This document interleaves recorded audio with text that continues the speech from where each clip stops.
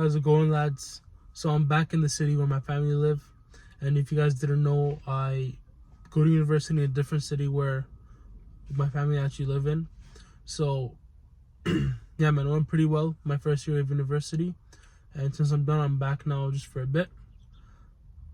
So I wanted to give you a couple of advice on how I kind of have gotten success or have gotten closer to where I want to get to, whether that's regarding fitness, business, overall health, grades as well. So just like overall, just getting like closer to your goals. And one thing that I wanted to highlight is chasing discomfort or seeking discomfort. And obviously, I guess it was easier for me to get to discomfort because I just moved out of like my home, and I had to just adapt to a new environment, like just university life in general. And I feel like that event or that decision of moving was kind of like the first step of discomfort, which then made it a lot easier to seek discomfort in other areas of my life.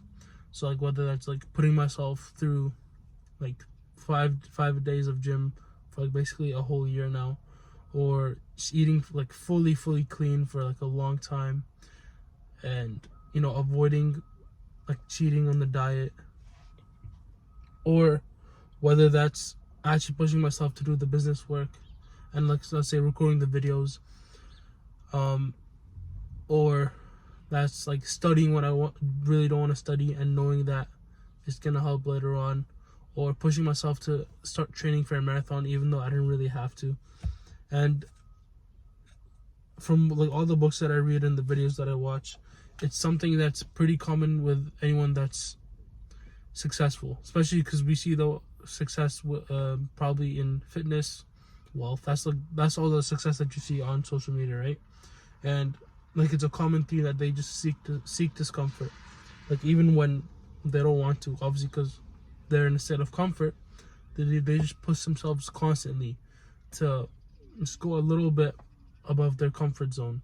And that's one thing that I wanted to talk about to help to kind of remind you guys or urge you guys to do, is you have to like evaluate whether like how much discomfort are you feeling right now.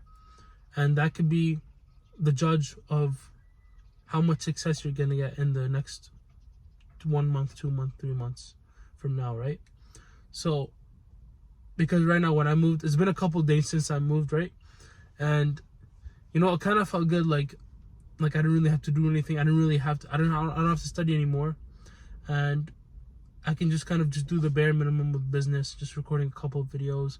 I don't really have to go to the gym that much anymore, right? It's like, that's what I was thinking. I was like, oh, I'm just going to take a week off, 2 weeks off. But it's like, those things are what's going to keep you complacent, or even worse, just like kind of get you on the decline. Because it's kind of just like, don't throw all that progress away if you've been doing the good habits just for 1 week, 2 weeks of, I guess, rest, or 2 weeks of like feeling good, feeling nice. It's not worth it, because you like, especially like you can definitely feel this in the gym, right? It's like you'll work out for like 6 months, and then you'll finally see some gains, and then you go a week off, and it's like you kind of just like it looks like you lost 3 months of progress. Obviously that might not be the case, but that's what it feels like, and it can be really demotivating. So like, it's just not worth it, guys. And honestly, the fun comes from all the success that you see in, like after a few months, especially after a few years, you see all the progress and you see where you started from. And that gives you, I feel like that just gives so much more joy than the rest that you're going to get from not doing the good habits. So even like I've been lacking on meditation, stuff like that. It's like, yeah, whatever, man. Like, I'll just wake up whenever I want. I don't have to wake up 5 a.m. no more. I'll just there's no point of an alarm. But it's like, bro, come on. 2 days of this already made me feel like disgusting. Like eating whatever I want. I don't have to like start like eating healthy, because I used to meal prep every week. So it's like that drastic movement, downward movement, just made me feel disgusting.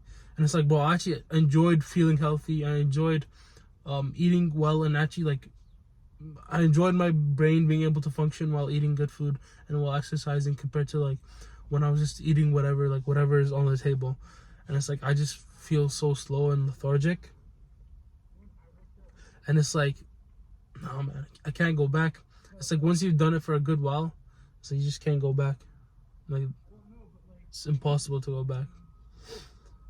It's like the same thing where like when you finally, or that one time, it's the same thing when like the first time you heard about what a calorie was. It's like you just can't go back no more. It's like you just wish you didn't learn what a calorie was and what a freaking, like, all the macros and micronutrients are, right?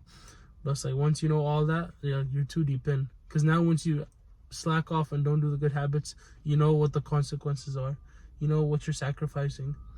And after a while, like after a while of actually just doing the good work, getting like securing all those good habits, so that, you know, they kind of just come like an automatic routine, right? Like just going to the gym becomes a routine.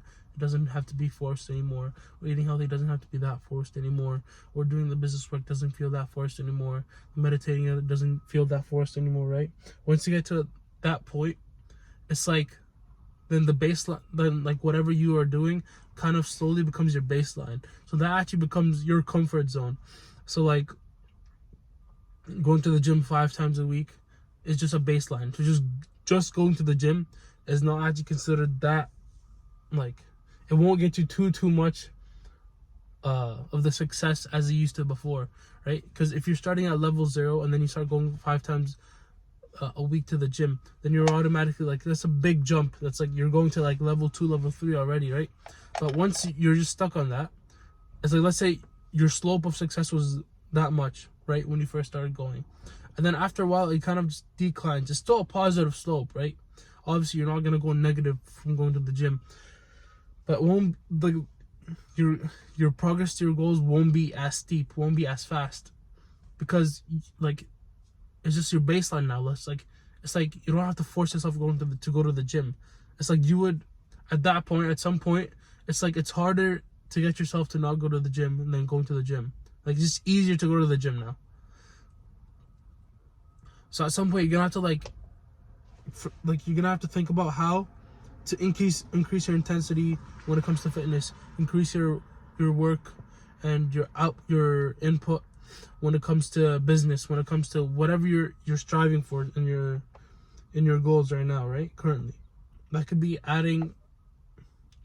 just like adding more intensity, or more days, more time in the gym, or kind of like tweaking your gym workouts to be more optimal. Or if that's for business, then you're gonna have to put more work in. You're gonna have to hire more people in your business to get a greater output. It's like stuff like that that's gonna get your slope towards success like back up, right? But it's like, because honestly, yeah, at that point, it's like the same routine I've been doing for 6 months, that becomes your comfort zone again, kind of, right? So you have to continuously evaluate whether, like, how much discomfort are you in right now. So obviously, if you're not doing the good habits right now, or you're struggling to establish those good habits, then maybe like that's what you need to do first. But after that becomes a habit, then you need to remember to continuously just evaluate every few months, right? Of like, how can I do it better now? Since it's kind of like an autopilot, since all the things that I'm doing are on autopilot now, it's like, what can I do more? So it's like, for YouTube, it's like, okay, I was consistent once a week, now let's do twice a week. Let's read more books on how to improve storytelling, how to improve persuasion. It's like those skills that are gonna actually improve my YouTube videos. It's learning how to edit better, and also make better thumbnails. It's also how to learn to make better titles. And then once I start making money, it's okay, let's hire an editor so that I can record more videos, and in the same time just get more videos for the effort that I'm putting in. Like in fitness, okay, let's run a marathon, because I don't want to just improve just my hypertrophy, but also I want to improve my endurance and cardio. It's stuff like that, right? it's like for your diet. It's like, yeah, okay, I've been eating healthy, but now let's get a reverse osmosis filter because I want to drink clean water instead of like the tap water that has a bunch of chemicals and minerals that may harm your body. It's like, okay, let's look at the little things. Like, let's say you wear a lot of polyester, which is plastic, so you try to change it to cotton clothes, or it's like stuff like that that gives you 0.1% return in investment. They're gonna give you that little bit of competitive edge compared to everyone else that's trying to reach to the same goal you want to get to, right? So stuff like that.